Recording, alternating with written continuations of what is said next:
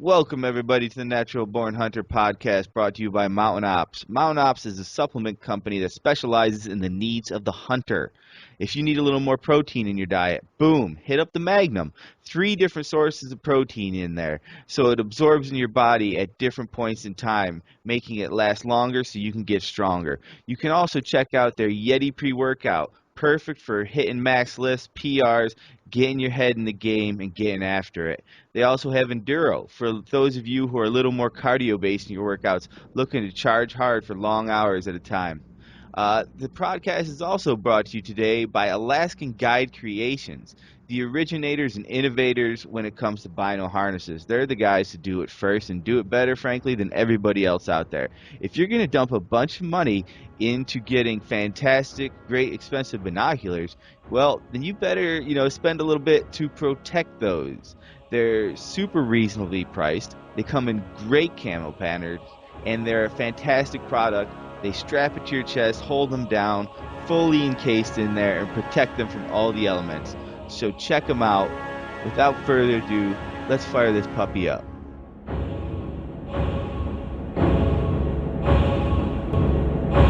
Welcome, ladies and gentlemen, to the Natural Born Hunter podcast. I'm your host, Will Bradley, along with my esteemed co-host. You know him, you love him, the man, the myth, the legend himself, big, sexy Phil Mendoza. What's up? And we are joined today by someone who I am very, very excited to have on because, as some of you may have known from listening to the show, he made my list for one of the top 3 people I wanted to have on. And wow. that is a man who I think is really influencing hunting in a better, more positive, and innovative way than anyone else in the industry today. And that is how he made my list. Without further ado, the man behind the lens, Branlin Shockey. Hello. Welcome to the show, Branlin. Thanks for having me, guys. I'm excited. Well, you will soon be unexcited after about 10 minutes, but while you're still excited, let's get right into this. Branlin Shockey, there's a surprisingly lack of information on the internet about you. So while I was doing research for this episode, I would have to find things other people said about you to learn about you. So why don't you give us a little timeline, a little history? How did you get from where you started to where you are now? Sure. Yeah. So I'll go way back. So I grew up obviously hunting. That was a huge part of my childhood, a big part of my my life going through, all the way up through high school. At that point, I sort of went a little bit. I'm not going to say away from the hunting stuff, but I was so busy with school and all that it became less of a part of my life than it had before. And I went to a university. I took business, and I kind of went through one of those phases where I was sort of like, I don't know what I want to do with my life. And I was playing guitar and acoustic love songs in local cafes and stuff, and trying to find myself. And I talked to my dad. My dad called me actually at one point when I graduated and was like, you know what, why don't you come and sort of come into the family business side of stuff? I have an idea for a show. And on his way back from a trip to Pakistan on the airplane, he had written we call it a treatment, which is like a basic idea for a series called The Professionals. And I thought about it for a bit, and I said, yeah, and I hopped onto YouTube and learned how to edit for I don't know, 6 months, and then, went from there. So you're working on quite a few projects, obviously, at once, and we don't get to see in the public those projects until sometimes a year or 2 years after. So, I mean, is there anything that you can tell us now you're working on for something that's a year or 2 away, without giving too much information? I mean, obviously, Carter's War, that aired, was it last night or the night before? Sorry, Yeah, Carter's War aired last Monday, so December 28th. Oh, okay. Well, I must have not caught the first one. I caught one here. I think it was. I don't know if it was a rerun or a re-air Yeah, last night. no, It was last night, I think. Anyway, long story short, yeah, where are you at with what you can share with us about new projects? sure, yeah. So, I mean, Carter's War is the big one right now. So you're right. Generally speaking, we start these projects a year or 2 years probably out. So something on Uncharted was being worked on for a couple of years. Carter's War, same deal. That honestly, I mean, right now, Carter, like even today, like I could barely make this podcast because we're just finishing one of the episodes. It's schedule-wise, my life right now literally revolves around the edit suite. That's all we're doing is shows. It's a huge undertaking. And then into the future, we have a lot of plans. I don't know if there's anything I can bring up right now currently, but going in the direction of Carter's War, going in the direction of sort of higher production values, shows that are hopefully have an appeal not just to hunters, but to people who are thinking about getting more into the outdoors, people who like the outdoors, people who are just outdoor people in general. Definitely kind of going in that direction. So let's I gotta ask you this. You were writing acoustic love songs Yes. in cafes. Yes, correct. Now, So, what kind of like acoustic songs are we talking about? Were you into like dashboard confessionals, that kind of music scene? Was that your acoustic love songs, little Howie like Day? the like vindicated, I am selfish, yeah. You- No, that was a little bit too on the emo side for me. I kept it like a touch of my sanity, and I was a little bit less than that. I was more of the John Mayer kind of style.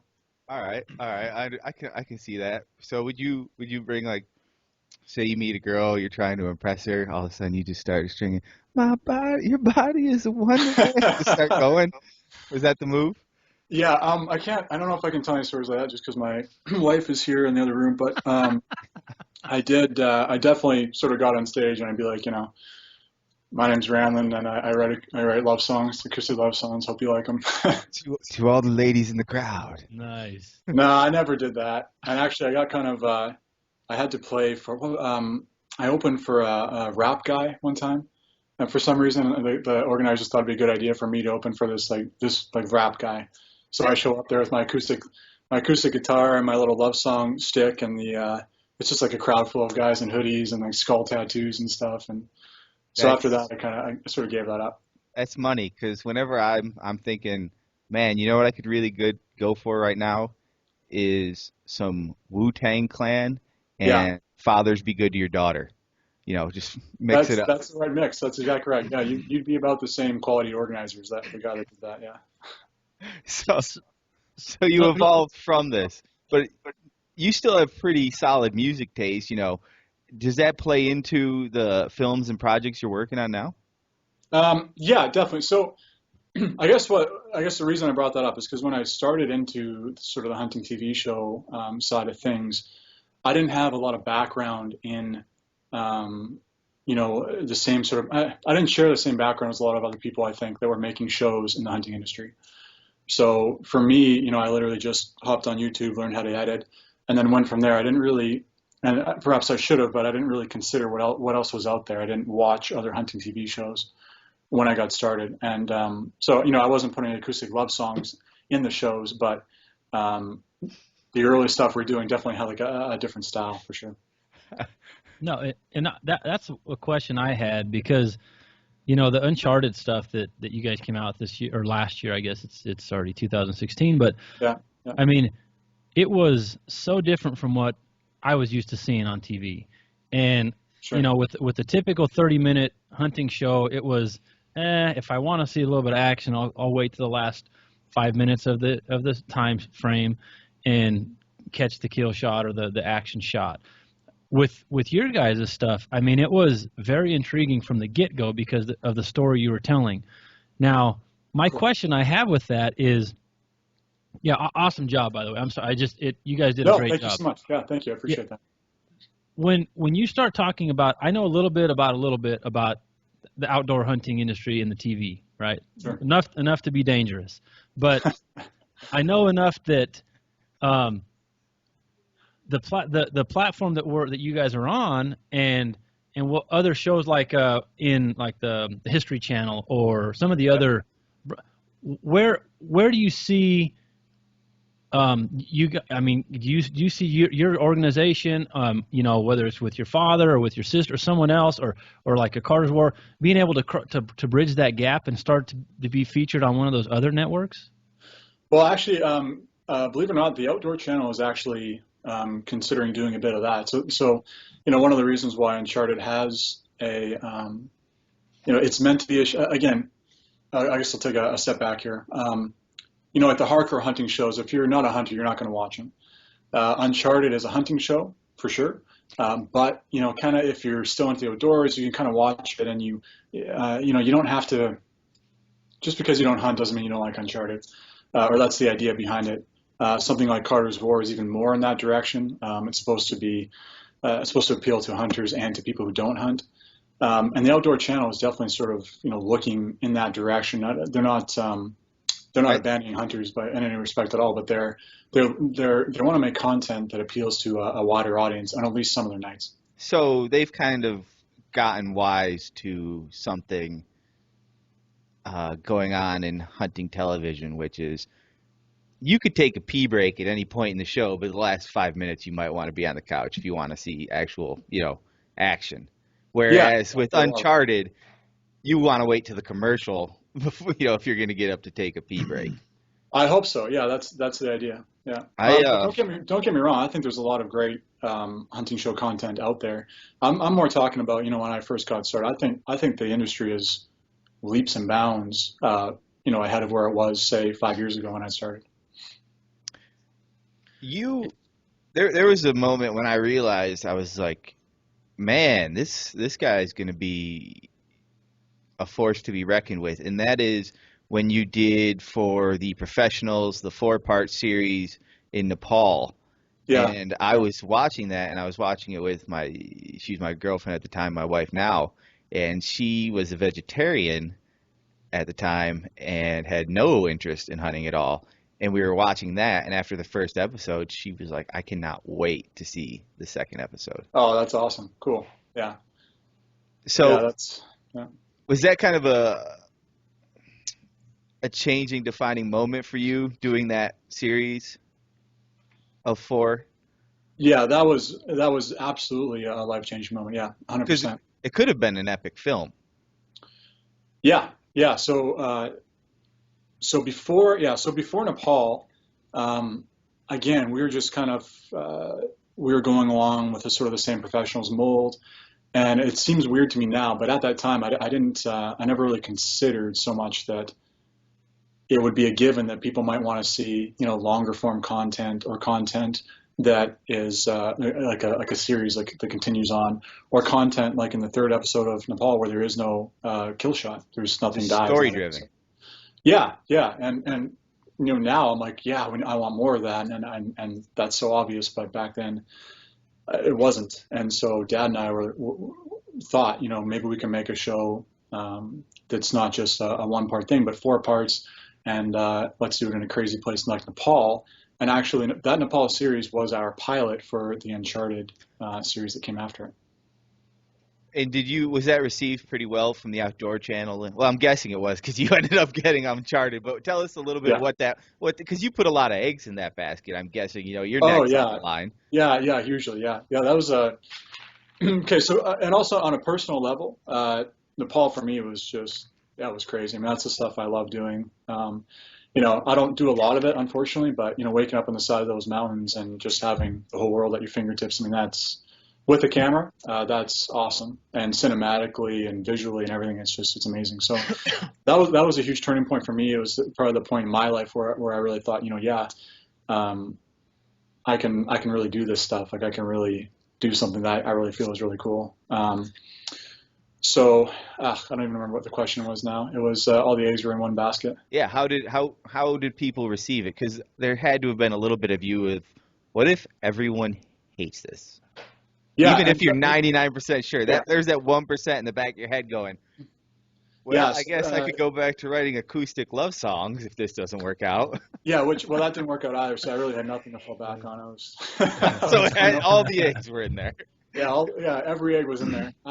Yeah, and if I'm getting specific here, but if you look back on the trailer for Nepal, the very opening shot isn't a shot of any mountain or anything. It's a shot of a train. Yeah. The inside of a train terminal in South Korea, I think. And I mean that's really weird. And I remember putting that together, being like, this is weird. Like, I don't know if this is gonna fly. But yeah, the reception was really good for Nepal. It was excellent. Probably to this date, it's probably still, I would think, our most well-received shows we've done, no matter what. There's a film that's come out since. Do you know who Jimmy Chin is? Yes, the climber. Yeah. Yeah. Have you seen the film Maru? He just came out with. He did it with Conrad Anker. Yeah. You know what? I haven't seen it. I've been wanting to. It's on my top list to see. It's really good. Really Yeah. good. Was that the Sherpa Cinema guys? Is that Or what is they it go? different? Camp 4. I think they're out of Camp 4 4, Creative. Is that what it is? Yeah. So he did that, and I was actually watching it, and it's the first time I've been watching an epic climbing movie, mountaineering movie like that, and thought, this reminds me of that hunting film that I saw and it was the one from Nepal. I was looking back because they're in Nepal, Sure. and Yeah. I'm like, this reminds me, and I'd also seen a show of from Uncharted where it was your dad. He was getting, I think it might have been again in Nepal or somewhere in the mountains, and he had to get somewhere to these guys to hunt a goat, and he had to ride on like a truck that down this road that was like half a lane wide through then to a lake, and it was just this really long journey just to try to get to where you could start the actual hunt. Yeah. And it really reminded me of like their journey to get to the mountain, and I was like, wow, that's good hunting television when you're actually now watching these really good outdoor films and thinking, and it's reminding you of these hunting shows. That had never happened to me before, to where it's usually like, we should be more like them. Now it's like, wow, it's been captured. It's now I'm being reminded of a great hunting film by watching a great climbing film. Yeah, that's one of the best compliments I ever got for our stuff. Yeah, those guys are heroes to me. So that's a big deal. Yeah. Yeah, I've never heard that before. So thank you. So with all your, like you said, I mean, you're still hashing out episodes now for Carter's War. Yeah. Take us through a typical day. Like if today was just you're at it all day. Are you guys? I mean, are you in the final stages of just putting the dot in the I's and crossing the T's? How many hours goes into each episode from your chair? Okay, so again, I'll take a step back. So when I started doing this stuff, you can make an episode of television like this in something like 2 to 3 weeks. You could really, I remember under crunch time, you could do it in a week if you were really, forced to. Those are long days, but you could do it. Nowadays with, the competition, quality, everything like that, hour-long format, storyline driven stuff. I don't even know what the hours would be for an episode. I know for Carter's War, let me think here. So first of all, I should mention Carter's War is not just me. That's a whole team of guys. Those are guys who've been working on Uncharted that have now started working on Carter's War. We hire more guys yearly. Basically, it's used to do everything in my apartment. Now we're doing it in an actual studio. And that we have, I think, 7 guys now. And I know for sure the one lead editor, his name's Sean, he just did a 200-hour, I think it was 200 hours in 2 weeks, just these last weeks here. So crazy hours. And a typical day would involve me going into an office right now. So we're in the post side of things. So that means everything's been shot for the show. We're just basically putting those shows together, putting the content together. And an episode would take anywhere from 1 month to probably 3 months to put it all together. Wow. I would say. Yeah, and that's those are long days. We don't mess around. So.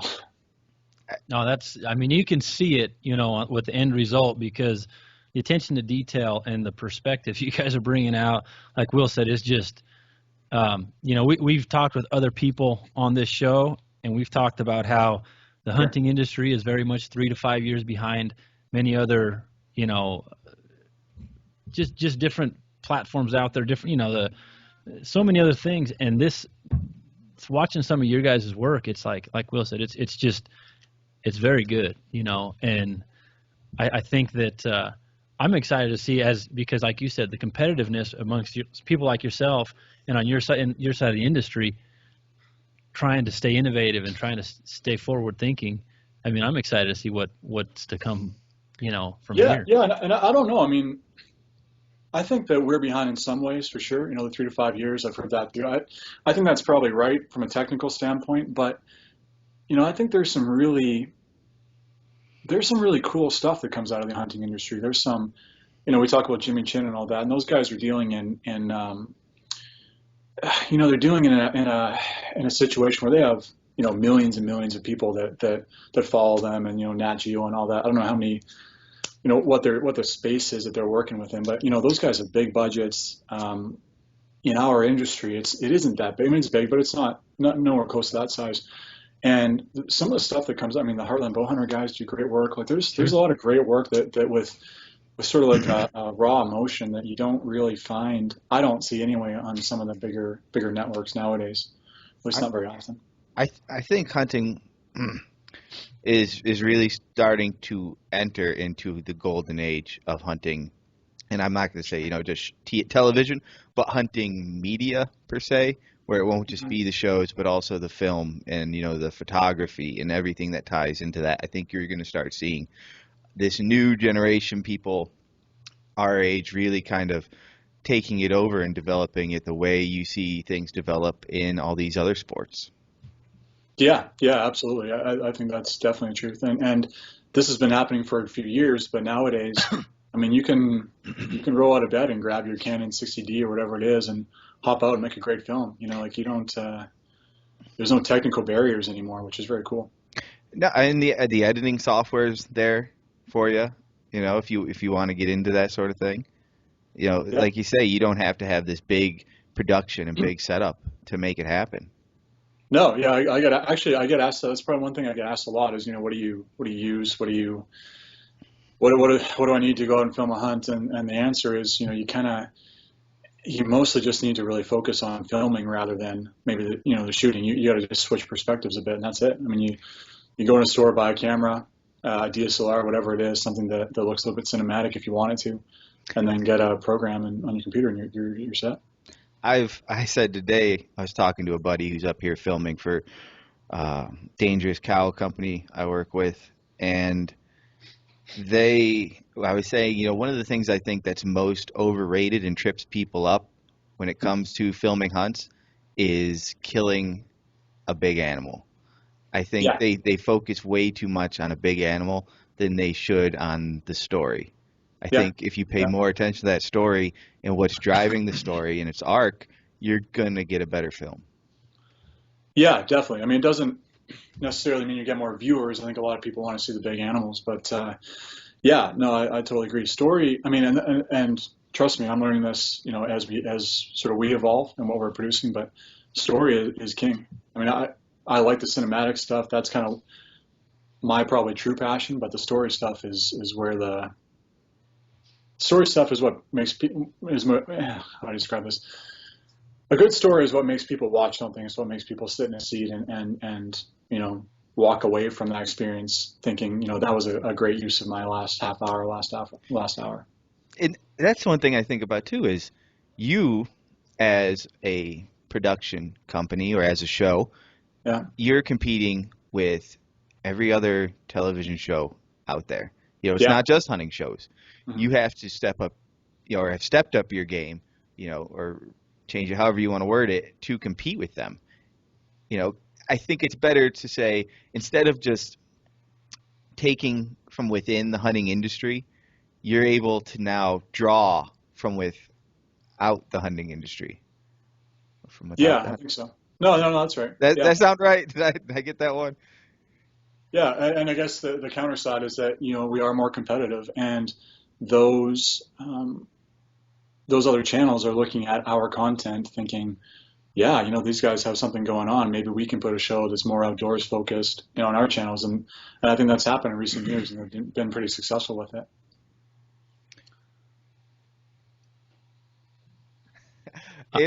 I got a question, and this is one I'm stealing from Tim Ferriss's podcast.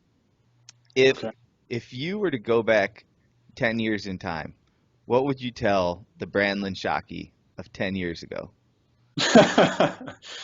I would tell the Branlin Shockey of 10 years ago to put down the guitar and pick up a camera, because honestly, I wish I had that extra 5 years. I got started too late. I think that's, yeah, I mean, I would say, what would I say? I would say put down the guitar, pick up a camera, and do stuff that inspires you, that really gets you motivated to wake up every morning. And, you know, I didn't have that when I was that young. I've been 19 at the time. So if you were to go back then to the 15-year-old Branlin Shockey, what advice would you give 15. him? Yeah, 15. That's a formative age. Oh, that is, yeah. Heck, I mean, I was, what was I, in high school? Freshman, probably. Yeah, well, we're in Canada. I don't actually know what freshman is, but it was I get ninth grade. 10. So I don't Was know. it Do you grade have 10? ninth Yeah. grade? All right. Yeah, we do. Yeah. I don't Yeah. know. Same grades, just the freshman, senior, and junior. No, and all that. we just play hockey. Just hockey. Straight That's right. straight That's on. what I do. Yeah, we live in our igloos and play hockey. Yeah, I don't know. I mean, I kind of look back at those times, and I don't really think of myself any differently. I think when I was that young, I mean, that's pretty young. I probably, I'm sure, was thinking about other things. But I don't know. Again, I just say do stuff that's inspiring to you. I mean, if you're going out there and doing stuff every day that you don't like doing, you're not going to be good at it, and you're not going to be, you know, happy at it overall. Hold on, sorry guys. All right. Call Sorry, me. I just lost you. I got a call coming. That's all right. You would, yeah. Here? You guys got me still? I got Phil. Yeah, Okay. sorry guys. That was actually Ivan Carter. I just denied his call. Ha! Ivan Carter. Take Yeah. that. I have more important things to do. Right. Sorry if you're saving Africa. I've got other things going on. Yeah, exactly. I got to talk about my high school days. No, but again, just do stuff that's inspiring, and I guess that would be my advice to people of any age.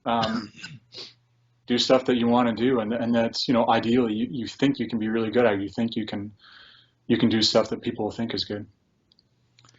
So do you think that a channel like the Outdoor Channel is making a conscious decision that, yes, we want more content like this more broader reaching, a little more artistic, story-driven content?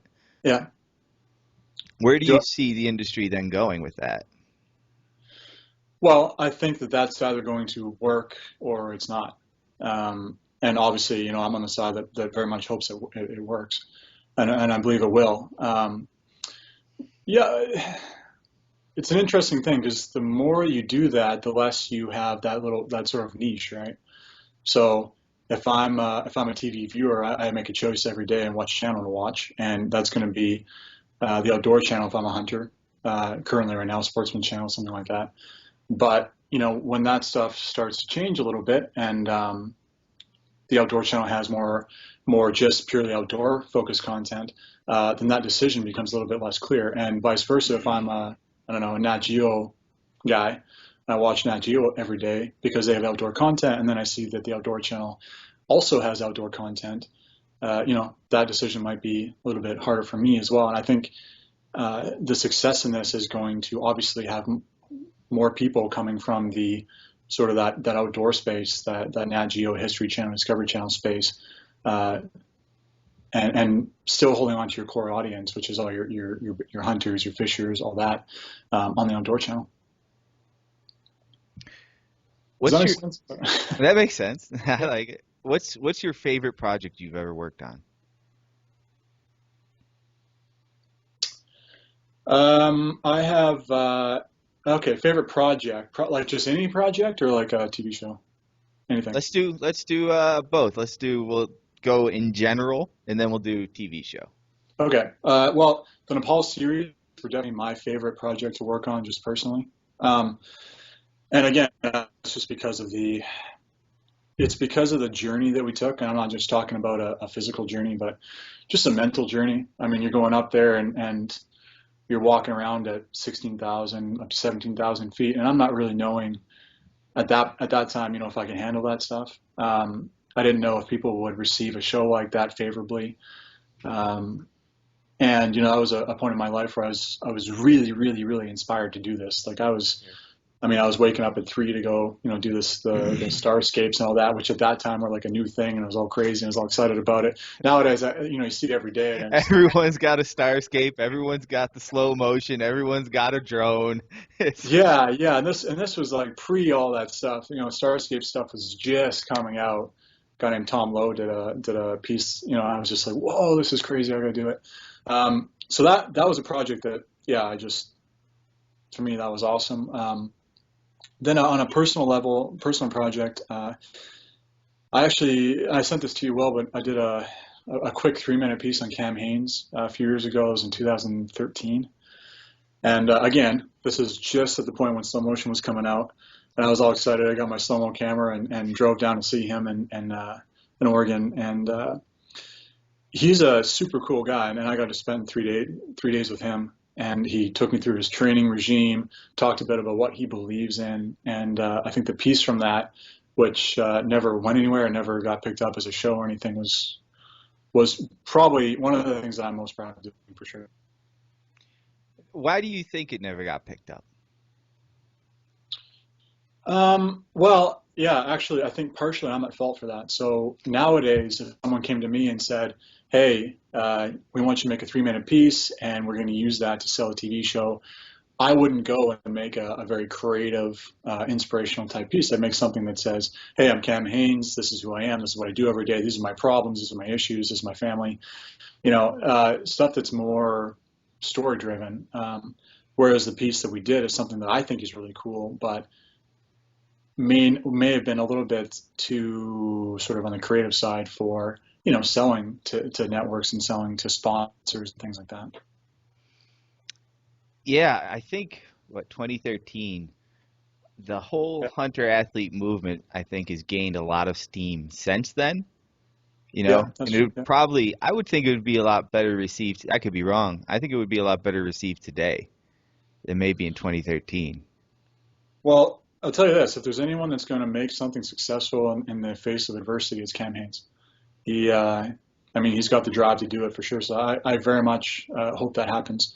And we'll be the first person calling them saying, hey, do you need a producer if a show like that does get picked up? I think we could use a hunting fitness related show. I do. I agree. Yeah, I agree. Go on.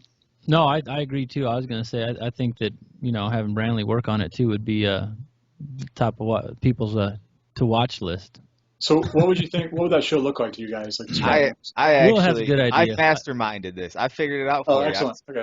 I've been setting this all up just so I was hoping you would eventually work around to asking me how we would do this. I'm actually going to write this down, Will, if you don't mind. Hey, we're recording it. I'll send you the recording. Oh, yeah, actually, I'm perfect. You can watch the video version too to get all this. So I was thinking successful outdoor shows, right? Yeah.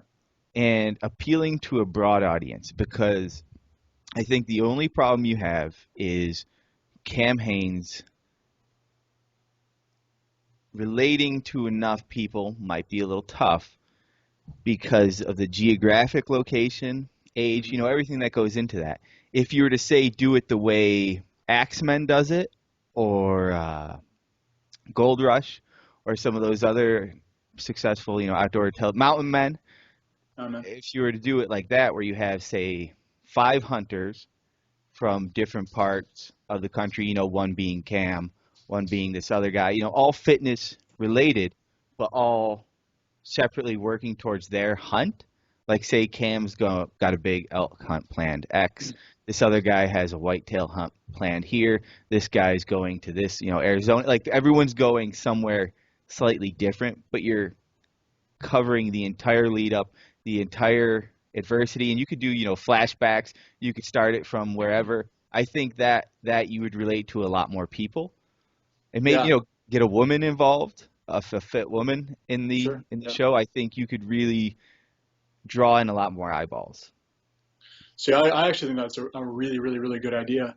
And I should have had you off air for this so I can steal it for myself.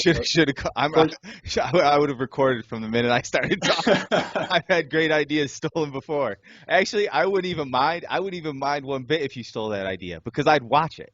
I would watch it. Cool. I would be happy it's out there, because there's actually a little video. I'm starting this website, Iron Wolf Athletics. It's going to be related to outdoor athletes, not just hunter athletes, but I'm also into rock climbing, mountaineering, kayaking, all this stuff. So I want a place everybody can kind of go, and also they can see hunters aren't the misconception a lot of people have. That's one thing I think Cam has done better than almost everyone else in this industry, Yeah. is changing how people look at hunters. He's not, and I don't even, I'd say stereotypical, because all the hunters I know, the guys out west like Phil, everyone's been better shape than I am. And I'm in pretty good shape, right? Yeah. So I think he's representing a population of hunters that haven't been heard for a long time, or haven't been heard of ever. And there's a lot of people happy he's out there and doing it, and it's going to keep gaining momentum. As I kind of lose my train of thought here, I'm just trying to keep it going before anyone notices. Yeah, I've been doing that too in the podcast.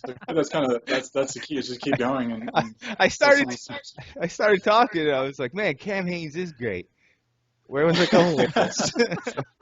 I think you're saying that direction is something that Cam Hanes, basically is doing a great job on, but only partially reaches, and then a show with.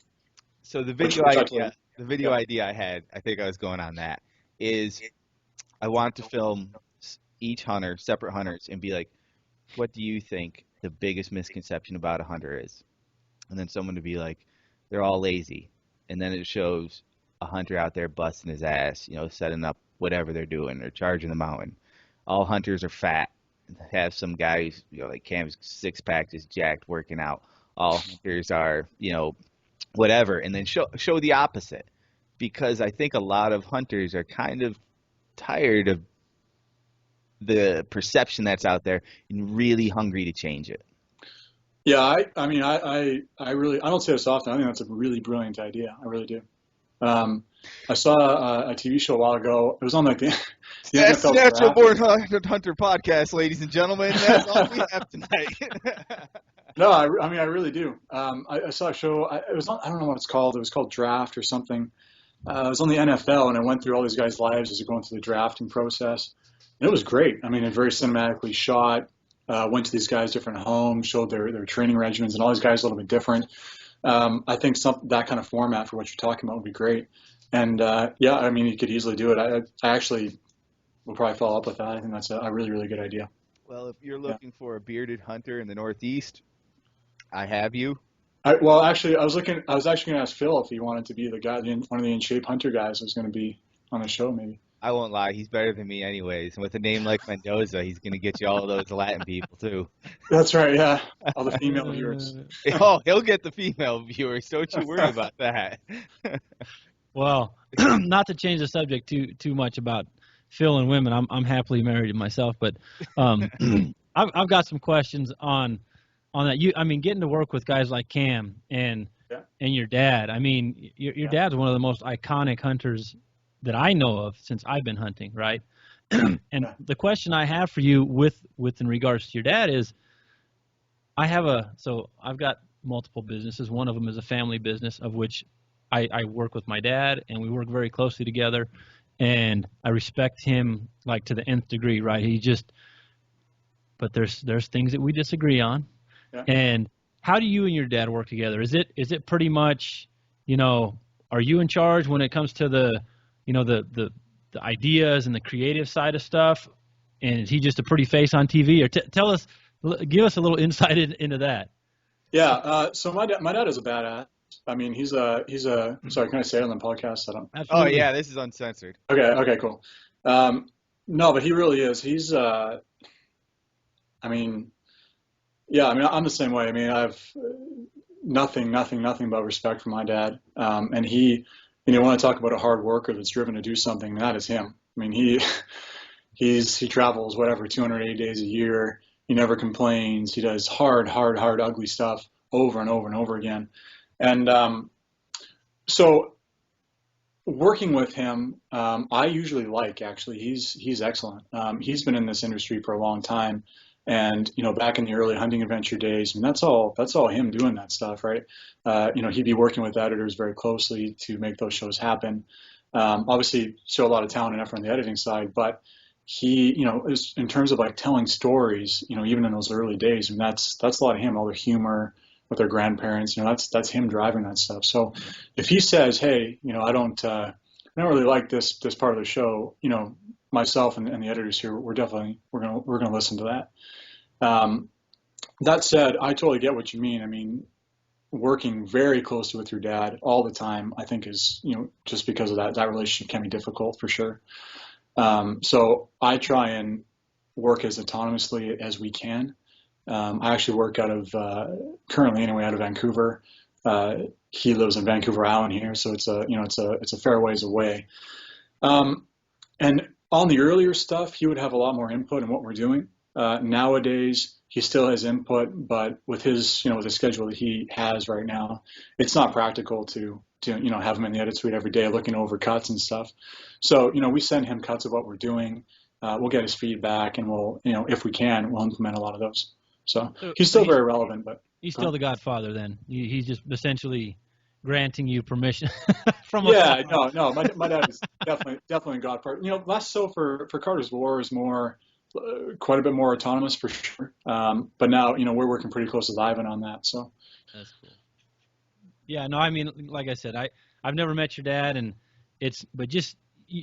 I had a friend of mine actually went for a workout yesterday, and I do this podcast and another one, and he says, I don't even need to ask you how you've been, man. He said, I hear you on the radio all the time, on my radio. Oh, so cool. It's one of those deals with your dad. It's like seeing him on TV for so many years.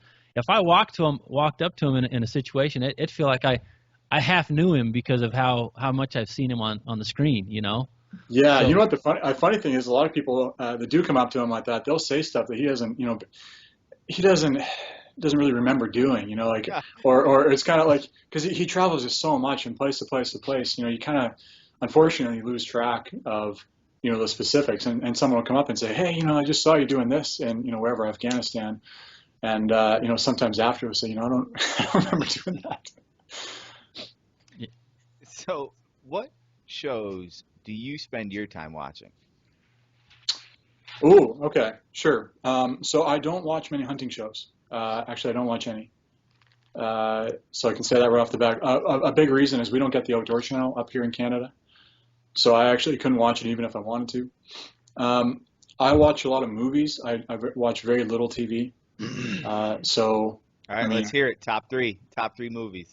You're going to lose on my hardcore hunter people that respect me and everything. I just say I played acoustic love songs. Love Actually, number one. Love Actually, that would be it. Actually, that's a really good movie. I like it. That. It is a really good movie. No, I love those English rom-coms. Yeah, every self-respecting guy would I think, watch that movie. I don't know. I watch a lot of.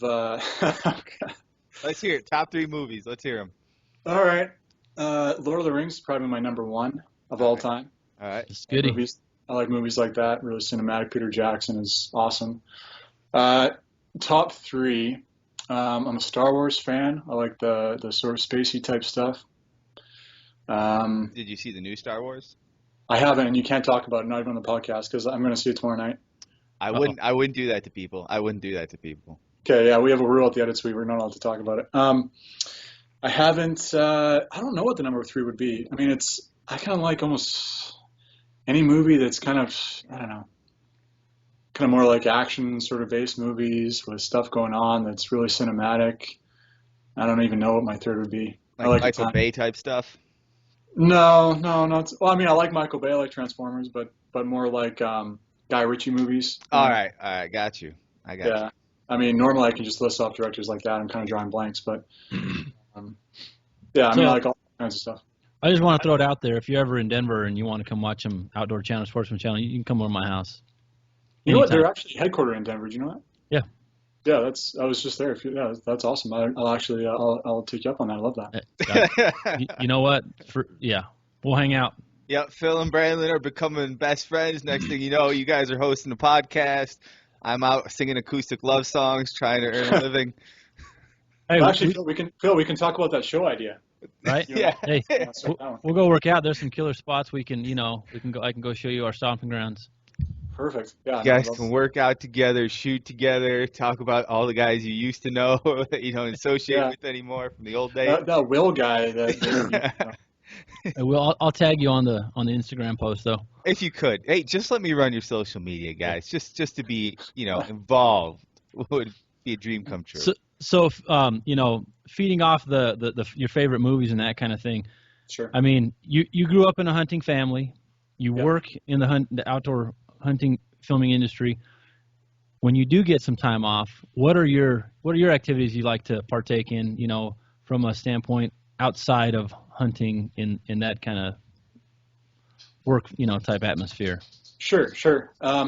So obviously, I mean, I'm a married man now. I love spending time with my wife Ashley, and that is obviously number one. But other than that, stuff that's still related to sort of the industry, very into photography, cinematography. I mean, that's stuff that I'm not interested in just because that I do that for work. I really am interested in it. I can't tell you the number of hours that I've spent looking in blogs and reading about how other directors and producers and things, make something happen. I do it less nowadays, but when I started off, that's almost all I do. I mean, I'd be on gear pages every day. I mean, I know everything about any camera and lens and setup and directors and all that. So I don't know if that counts as work, but basically especially in the early days when I wasn't actually physically creating an episode, I would be 100% online reading up about how to do it better, or I'd be outside shooting, learning practical things. You're an addict. Yeah, 100%. Yeah. And that was, again, it was probably just after university where that kind of mentality really hit me, where, my buddies were, and there's nothing wrong with this, but, they're playing poker and just kind of having fun. And I didn't, I just thought, I've had enough of that. I'm going to try and focus on doing something. Read some books by Ayn Rand at the time, which influenced me a lot. And just went from there. I want to go back to this Guy Ritchie thing for a little bit, because I am also a big Guy Ritchie fan. Yeah, he's awesome. If you had to pick Rock and Roller, Snatch, or Lock, Stock, favorite of the three? It's not Snatch. I like Lock, Stock. Rock and Roller for me is awesome. I mean, it's awesome. That opening scene where it's just like that wonder and the guy's kind of doing his monologue and he's sitting there smoking whatever he's smoking and it kind of slowly moves forward to him and it kind of goes to the front and he says, I don't know what he says, but I want to be a rock and roller. That's awesome. Awesome. Yep. And also Guy Ritchie's style. I mean, that's a guy that is a complete, utter talent. I mean, he looked at, you can look, I think there's a couple ways you can create stuff. You can look at what other people are doing and you can literally try and figure out how exactly they're doing and copy it. Or you can do something like what Guy Ritchie did and look at what other people are doing and say, no, I'm not going to do that. I want to do my wonder with the monologue and the cool kind of jazzy music with the weird cutting and stuff because I think it's cool. The stories were also, and the characters were very different than anything being done too. Yeah, absolutely. I mean, and the thing about it is I'm sure Guy Ritchie has influences and you look at those and you think, oh, okay, this is where he got those, some of those pieces from for sure. But for sure, in terms of mainstream stuff, yeah, I don't know anything that looks like that. You ever watch Layer Cake?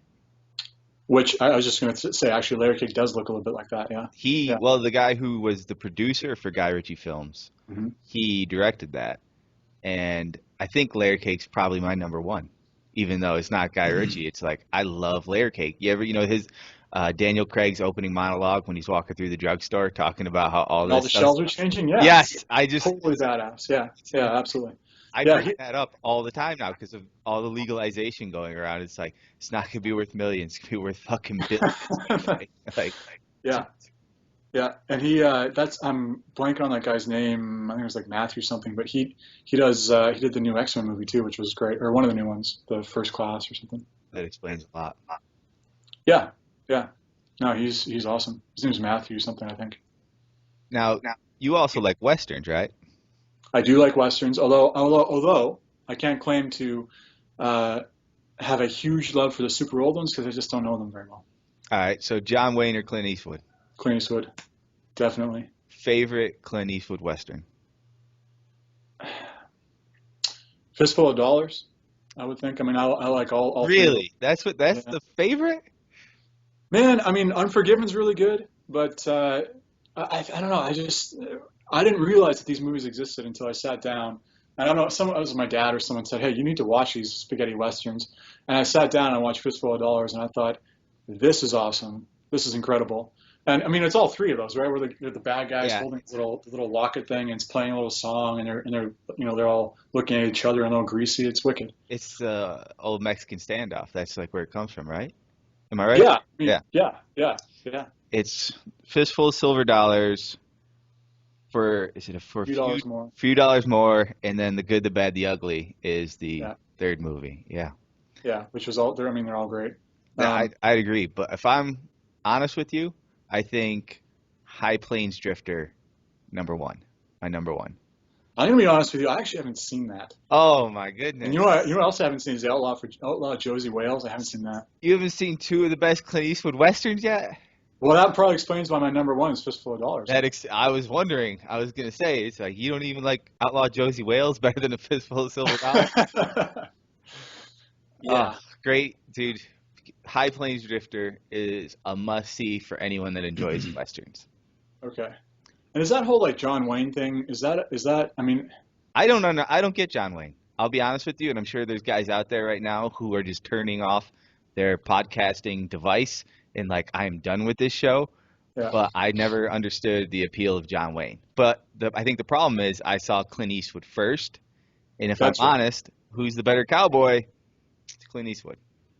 Yeah, and that's what I think too. I think if you're growing up in the 40s and you see John Wayne on TV, that's your first cowboy. You know, you probably think of like that total Western badass, no holds barred guy as being John Wayne. But it's I mean, it's Clint Eastwood for sure in reality. You know who is another great cowboy? Who? Val Kilmer is Doc Holliday. Yeah, he was incredible, and that was an incredible movie too. Tombstone, phenomenal western. Yeah. You can be my Huckleberry. That's one of the Yeah, best he was- lines from any western ever. Yeah, unbelievable. You know what the cool thing is? Like, how do you write that?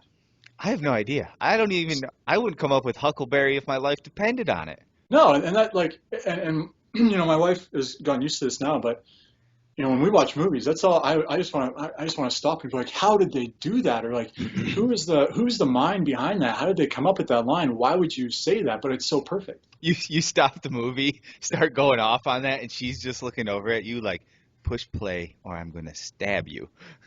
Yeah, yeah. The worst is in movie theaters when I'm leaning over and talking about it. That's the worst. What do you think the director was thinking at this point? Yeah, no, and I do that constantly. I mean, I think that's one of the cooler things for me, you know, and the reason why I like watching movies, I think, is because the amount of time and talent that goes into them is just crazy. One thing my wife hates is I'll sit there and be like, man, I love this character. Like whenever someone's like really nailed a character, like Yeah. I'll just be like, this guy is great. Are you watching this? Yeah, this guy is just killing it. And I'm Yeah. like, oh man, I love this guy. And if somebody like, I don't know if you watch American Horror Stories, but it's a television show I watched since it started. It was really good and just goes downhill. But I feel like I'm committed to it, so I have to finish out this season.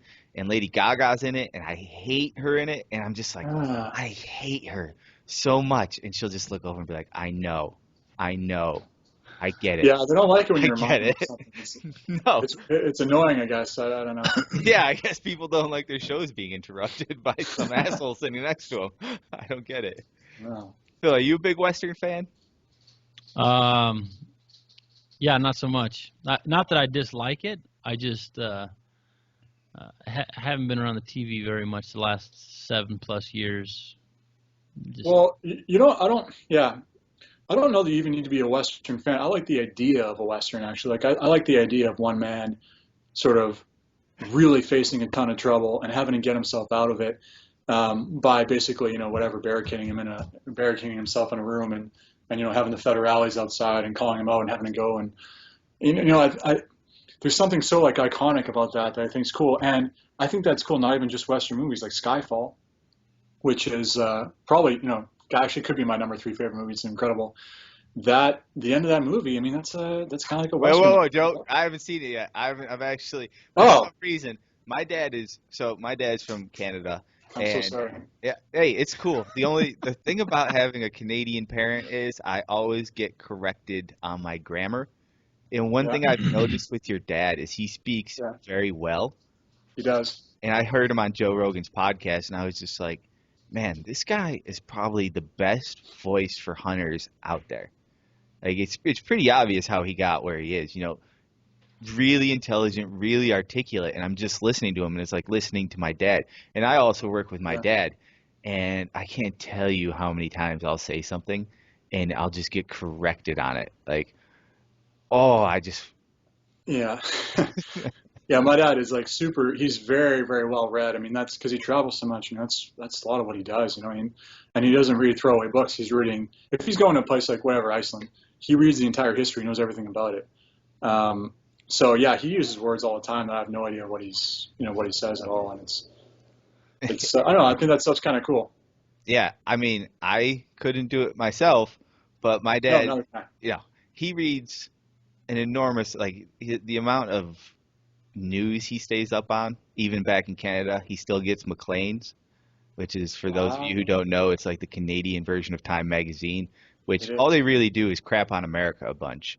That's I've yeah. noticed. Unfortunately, I don't subscribe to complaints No, so for partially that reason. But yeah, yeah, so he reads just a ton. And another thing, I've noticed about Canadians is they're travelers. well, we have really long, horrible winters, so we try and get out of them. That makes sense. That makes sense. Up in your igloos can't be fun for all of you. No, no. No, I think that actually is partly to do with it. I mean, I think that going away during winter here is a pretty big thing. And also there's a lot of outdoors, right? I think we have like 3 people per square mile here. So there's a lot more people. Well, I don't know about more people, but a lot of people that like, even if they're not hunters, but they like going out and hopping on a ski-doo or, just hiking. Makes sense. I he's actually spent a large amount of time in Africa, and I grew up hearing about Your dad Africa. did. What's that? Your dad. Yeah, he hitchhiked from, well, he didn't hitchhike, but he started his trip, him and his best friend, when they were in their early 20s, and they started in Germany, and they made their way down to Ethiopia, and then they hitchhiked down to Wow. South Africa. Wow. Yeah, That's crazy. yeah, and the stories he has and the slides he has are unbelievable.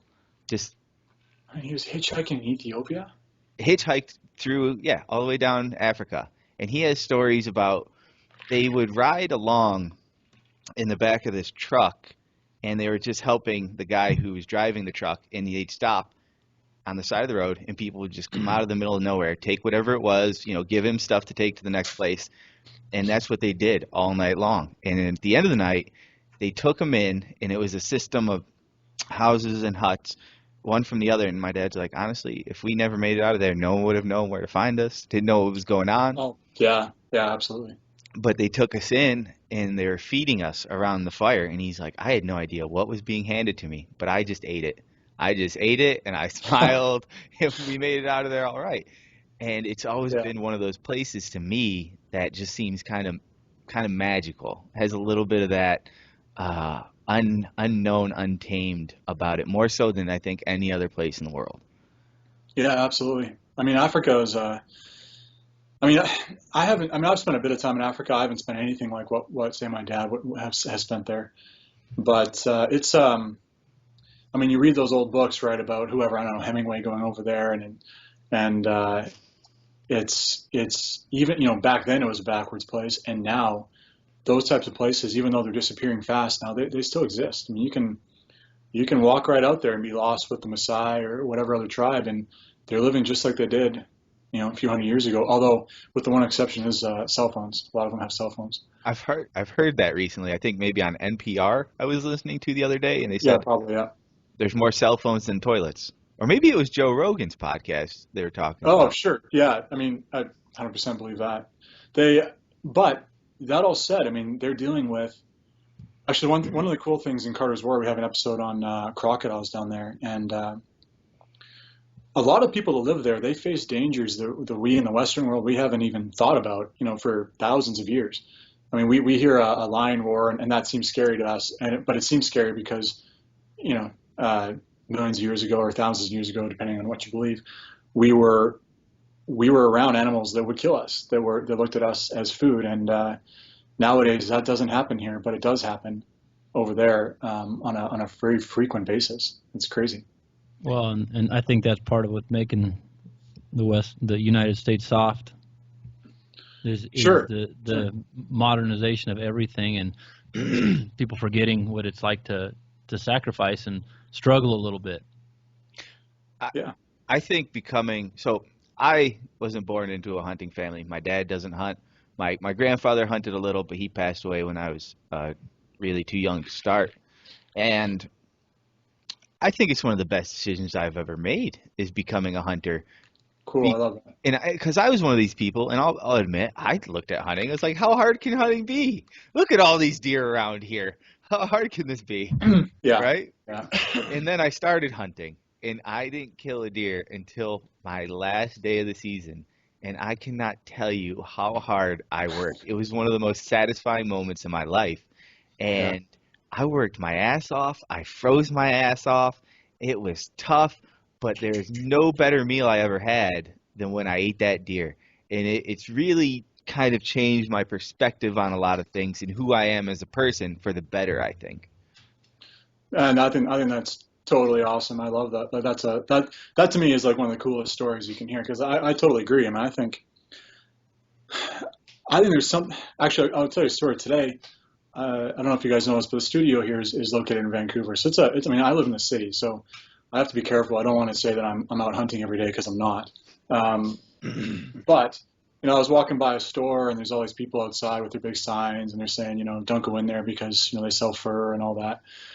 And they're sitting there with the signs, and they got their leather shoes on, and I'm sure they all drive emissions vehicles, and it's not like they don't have an impact on the environment. And these poor people inside are trying to sell coats made out of fur that, heck, we basically got started as a country because people came over here for the fur trade. And it's just, I think it's so easy nowadays to just lose perspective, and you just don't,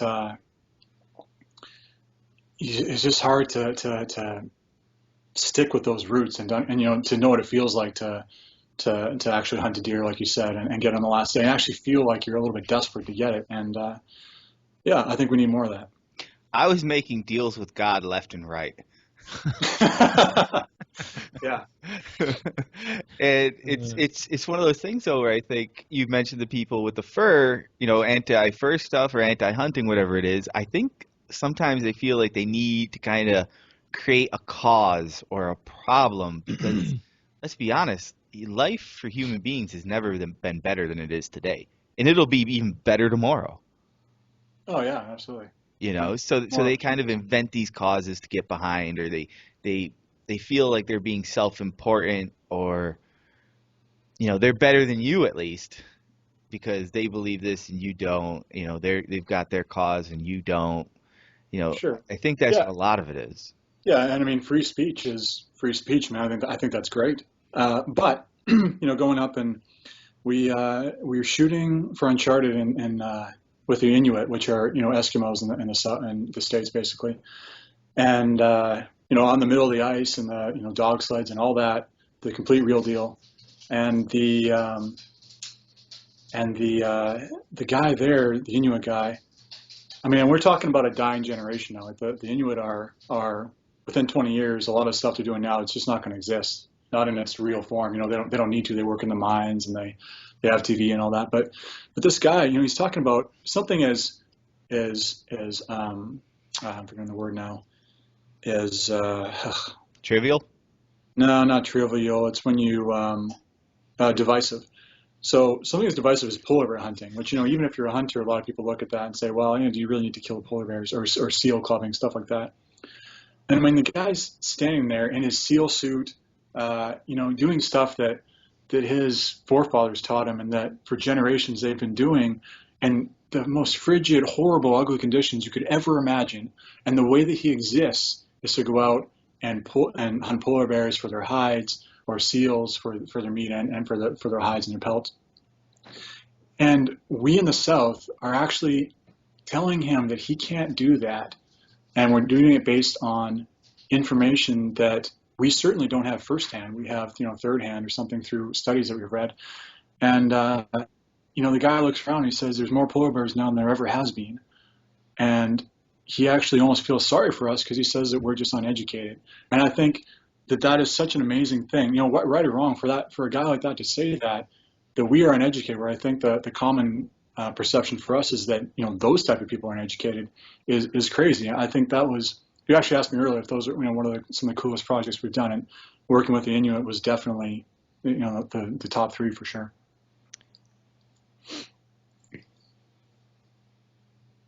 If you could choose anywhere to go hunting yourself for anything, yeah, what would it be? And you could pick one person, we'll say living, who would you take? Clint Eastwood, definitely. That's a good answer. Yeah, no, I mean, can I have two answers on that? I actually do have two answers.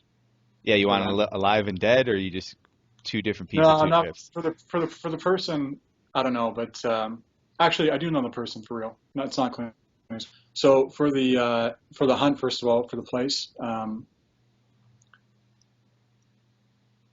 definitely the coolest hunt that I can think of doing in terms of like just for what it is, I think is Nepal. So that for me was like life changing, and it was such an amazing experience. And the mountains and stuff are to me really hard to beat. But I will say, and this is going to sound really backwards and weird, but I have this kind of I had this sort of dream that once we get done all the TV show stuff, once the production stuff gets done, I'm talking years down the line when everything's over, and I'm like, yeah, we're just, we're ready to throw in the towel, so to speak.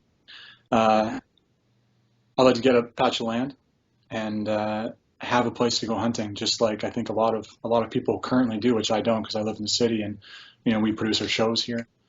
And take my dad and do something like that, because that's something that I haven't done enough in my life, because I've been so focused on the production angle of things, and most of the time I would rather have a camera in my hand than a gun out there.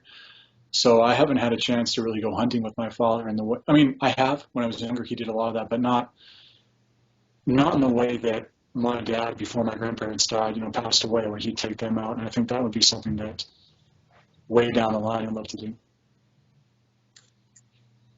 Yeah, that's cool, man. I agree. My dad, I try to take him out, and it's in different contexts 100%, but being able to get him out, and we work so much during the day, and he's so focused and so get stressed with certain things. Just getting out of that element and enjoying the family, and like I said, just to the bare essentials of what you're there experiencing. It's priceless, So I encourage you to try that, man. I really do. I'm little guy telling you to hunt, with hunting icon Jim Shockeys, like, yeah, man, go hunt with him. No, it's from a perspective of someone who's tried to hunt with his dad a little bit more recently, and just to appreciate he's still here, my dad's still here, and I get to experience that. Yeah, it's worth it, and I think that's a great answer, man. I mean, it really is. So you said you had a second one, though. I just meant Nepal for an actual, like if I was just to be transported to a place right now and go hunting, it'd be in Nepal for sure. It's just awesome. But in terms of like the actual, what I would really, really actually do, and if I had unlimited time to do it, meaning years down the road, would be go out with my dad. Probably wouldn't bring a camera, to be honest, and maybe a film camera, something like that. Polaroid. And, yeah, like a Polaroid. Well, yeah, exactly. And just and do it, kind of, just sort of normally. I think that'd be cool. I guess that's the thing. It doesn't matter, it's like to everyone else, your dad's Jim Shockeey to you.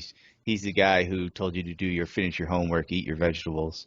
That was my mom mostly, but well, still just your dad. That's what it comes down to. And I think there is that father-son bond that is pretty unique and amazing. And I can even see, I'm expecting my first kid. Oh, amazing. Yeah, thank you. Just got married in July myself, so congratulations to you on that. Awesome. Yeah, congratulations. But I see, Phil with his son, and he took him up into the mountains hunting with him, to to go along, and the pictures he had in the story of the first time his son heard an elk bugle were just amazing, you know? Oh, that's incredible. Cool. Yeah, it was good, man. It was classic. But we're getting close to that time, man. So I've got a couple last minute questions. I don't know if Will has anything else to finish up with you, but it's kind of trade show season coming up here. Yeah. Are you working towards any shows? Are you going to be at any shows? So I'm going to be at SHOT Show for the entire time. They have the Outdoor Channel Awards during that time, so I'm normally there. So I'll do that. Other than that, I'm going to be working on finishing these shows. We are as last minute and tight in these deadlines as we've ever been. Cool. I'm going to make my first visit to SHOT this year for a couple days. I'll look for you, man. I'd love to shake your hand and just tell you thanks for coming on the show here. Hey, my absolute pleasure. Yeah, absolutely. Let's definitely do that. That'd be great. Yeah, best friends. Forgetting all about poor Will. Oh, hey, Will. It's too bad. Hey, Will, did you say that you got some blue drink? Did you say you got some blue drink, Will, from Mountain Ops? Yeah, I did. Mountain Ops sent me. Wait, you didn't get it? Leaving Phil out of the equation here, see? Hey, you know what, though? When I called, I made sure it was known that Phil needed some blue drink, and I have no idea how, but mine also had a handwritten love note with hearts on it. Okay, well. Wow. Yeah, wow. I'm not, I don't know how it happened, but I'm sure it was just an oversight or a problem with shipping that you didn't get yours. Allegedly now, Branlin's sister Eva is going to be at ATA in the Mountain Ops booth. I might just have to see if she can autograph my blue drink container, and that way I can blast it all over social media, and I'll have it one of a kind. What, you're saying Jordan's just going signing these with hearts to everybody? You can have Jordan's signature, man. I'm okay with that too. But anyway, so Brandon, yeah. Would you like some Mountain Ops? I'll get you some Mountain Ops. Forget Phil. I'll send you his. I would actually like some because my sister gets all that stuff. I never get any of it. Yeah. See, that's the problem, being the unsung hero, the man behind the lens. Yeah, well, I mean, honestly, even if I was in front of it, I don't think I would do the same type of job that she's done. She's doing great. She is killing it. She is. Yeah, definitely. Do you work out at all, or you don't have time? Why don't you see that? Well, I mean, you're obviously breaking out of that flannel. You're pretty built. I try and I try and stay in shape. Yeah, less, especially nowadays, less like. Well, not so much of the weight stuff anymore. I do a lot more of the sort of runs and things. I was actually quite inspired by Cam and his sort of what he does. So I try and do stuff that makes me able to, I don't know, just be better in real life situations rather than being able to, bench press a car or whatever. Functional fitness. Sure. Yeah. You ever thought about doing CrossFit? I actually have thought about it. And then my wife actually talked me out of it. Yeah, I don't know. I don't know what it is, like rurally, but in the cities here, it's a little bit too campy for kind of what I'm looking for. You should give it a shot. Is it good? Here's the thing. There is no good or bad CrossFit. Okay. There are only good or bad coaches, or coaches who may not click with you. So the one thing I would say is really look around, because I'm sure in Vancouver you have a lot of options. So I would really look around before you select a place to give a shot, because you could go, it's kind of like hunting. You have a bad experience, your first time, chances are you're not going back. You're not gonna, yeah. Actually, speaking of that, going with your athletics line with the Iron Wolf stuff, I think that a hunting, fitness kind of program of some type, I think would be really cool. There is one out there. You can go to traintohunt.com and follow a whole training regimen. Yes, just made for hunters, specifically for hunters. No way. Have you ever heard of Train to Hunt before? I haven't. No. Oh, wow. Well, then, we should have talked about this first thing. I'm going to write that down. Train to Hunt is a competition that was created by Kenton Claremont, he was a CrossFit Games regional athlete, I think semi-pro baseball player. Mhm. Well, I think I'm more impressed by the CrossFit Games regional athlete, but Sure. really badass, super fit guy. Um, and he started online training for hunters, but he would notice that there would be a drop off post hunting season. So he came up with the train to hunt challenges that run throughout the summer, so hunters would still be motivated and have summer goals to stay fit. And so Cool. now they're going to be in 10 different states this year, I Phil. think so. Yeah. 10 different states this year. And how it runs is that it's 2 days, 3 parts. And the first part is a 3D shoot. 3D shoot, 3D Hunters 3D shoot. And how that runs is it's not like your normal 3D archery shoot. Instead, you go, there's unknown distances, but you'll have to shoot It's one like shot. hunting scenario shots. Yeah, it's like one shot, Oh, and then cool. say your first Cool. shot was bad, you have to shoot another shot within 10 seconds. Things like that. Shooting Cool. from kneeling. What else is there, Phil? There's time shots. There's Time shots. draw and hold your bow for 30 seconds for a minute before you can shoot the arrow. So you're saying that my brilliant idea about the hunting training stuff has already been done? Yeah. Dashed in my Yep. dreams. Okay. Yep. Then there's a meat pack event where you get 100 pounds in a pack. You run a course. You're timed. And then the second day is kind of like a Spartan race, only you get to shoot 5. You take your bow with you and you shoot 5 different targets, and you carry 20 pounds in a pack. And you're racing other dudes and stuff. And Phil, brush his shoulders off, is the 2014 national champion. He won 3 events last year, but was unable to compete at nationals, because he was busy killing sheep in the maroon bells. No way. That's awesome. Wow. So you That's guys are big badasses. sexy. That's awesome. That's big sexy right there. We Wow. try to act like badasses, but no, man, it's more of the same. Just getting ready for hunting.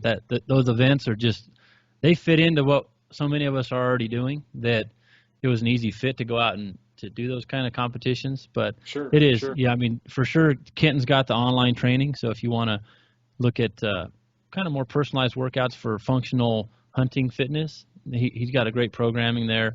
His events are really good. They're a lot of fun. It's a great community that's going out and doing those events. So it's fun. It's See Yeah, if they have one and around then here. That's totally awesome. and then Mr. Mendoza's also starting a competition himself. He's hosting at his shop. I didn't know if you know this too, but Phil also owns the largest archery shop in the Denver metro area, where he is hosting a fitness-based another 2-day event based around bow hunting. Kind of see who the biggest badass is. No way. That's very, very, very cool. we're pretty involved with a lot of irons in the fire, and we throw a whole bunch of stuff against the wall to see what sticks, and you know how it goes. There's actually, Branlin, I got an idea. I have an idea. Here we go. There is actually an event, I believe, in Oregon. There is. Yeah, in Oregon. I think what's the guy's name there that the bow shop Cam goes to? What's his name? Wayne Endicott. Wayne Endicott has actually competed in Train to Hunt. I think you set a goal to compete. Ask Cam, hey Cam, would you mind being my partner? Because there's a men's team division, right? This will give you, something to go out, and do, and you guys show up and give it a shot. I would love to do that, especially if I can hop in his backpack and he can hike me up there. That sounds great. Well, yeah. Here's the thing: if you guys do poorly, everyone's gonna look at you, but it's worth giving a shot anyway. Campaigns like, man, you clearly didn't pull your side of the team here. You just look out. Have you even been working out, bro? Actually, that sounds incredible. I'd love to follow up with that for sure. Or here's the kicker, right? Mhm. Does your wife shoot? Not currently, but I think Okay. she probably too. All right, get her into archery. You guys do it together because there's a co-eds division as well. Well, actually, to be honest, I would have to brush up on my shooting as well, Will. So I definitely have to train for this. Yeah, I would definitely train for it. Definitely, I'd recommend training for it. I would probably train for it. 5 Yeah. minutes. It gives you something to go for, though. No, but in all seriousness, that sounds like that is the kind of stuff that I would love to do. And to be honest, sitting up here in Canada, inside of a city and all that, that's all stuff that is, I'm making excuses, but it's difficult to keep up with that kind of, it's just difficult to, train like that and get on the wilderness. So yeah, I would love to give it a shot. All right, then. So we're going to see you competing in a train hunt event in 2016. You will definitely see Ken Haynes, and you will maybe see me as his partner. We'll see. So you're already signing Cam up for Yeah, I'll sign Cam up. partner to be determined. Just leave an open slot. Be like, I'm sure Cam would be thrilled to have me with him as a partner. you know what the fun is though, because I've done it. Phil and I have both done it, individuals and partners. The thing about being with a partner is when you're there by yourself, you're really in game mode. You're really not being that social, talking to other people. But when you're there with a partner, it's like you're at a party, like getting Yeah, to, sure. shit talk everybody, all the other teams there, just kind of, socialize a lot more. If you're feeling the pressure, you can lean on that other person a little bit. It's a lot of fun. Can yell at people from Cam's backpack. Exactly. Just tell them, listen, if at any point I go unconscious, drag me to the finish. You would too. That's a funny thing. Oh, I think he could easily drag you. Oh yeah, yeah. Hey man, Branlin, we appreciate you coming on. Looking forward to seeing what you have your finger on in the works here moving forward. But some of the stuff that people can see now, obviously Carter's War. Anything else you want to throw out there for people to just be aware of to start looking for if it hasn't already started? Share some of the projects that we're going to see sooner than later. Well, I mean, honestly, right now, Uncharted, Carter's War are the big ones, and I think Carter's War is having its main launch on the 18th of January. So if anyone can tune into that, that would be amazing. So that's the one the channel is pushing. Right now, it's kind of a soft launch. So yeah, I mean that's a huge thing, and then obviously anything in the future that we can do would be great. So 18th of January, Carter's War main launch. So you said? Yes, sir. Yes, sir. All right. Yeah. Will they have episodes available online at any time or any online content for that, or what's the plan there? You know what? It's not currently planned. That's all stuff that's being worked on, as well as streaming and everything. But it's just not on the table quite yet. But I hope that stuff will get put online fairly quickly. I'm excited sure. about Awesome. it. That's I'm very it. excited. Yeah. 100%. And then we appreciate it. Like I said, I'll look for you a shot. I'd love to meet you and bend your ear for a minute or two. I know you're gonna be busy. Kissing babies and shaking hands out there. No, that's my dad and my sister. Not That's why he's behind the camera. I got lots of time. No, that'd be great. And awesome. Thanks so much for your time, guys. Really, really appreciate it. It meant a lot. You said some nice stuff. So Thank you. Well, thank you for joining us. This has been the Natural Born Hunter podcast. Wake up, chase your dreams, repeat.